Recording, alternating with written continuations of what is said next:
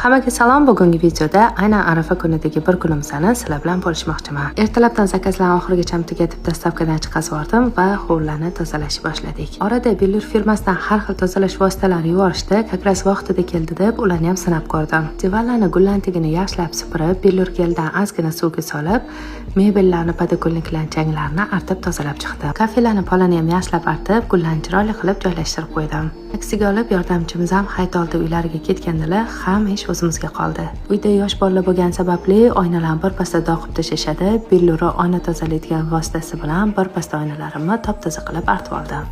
Qarasam, peryera chetiga ham nakleyka yopishtirib qo'yishdi. Billur chistollardan sepib, nakleykalarni o'chirib tozalab qo'ydim. Oilaviy o'tirish uchun hovliga joy qilib, divanlardan shirin hid kelib tursin deb osvetliteldan sepib qo'ydim.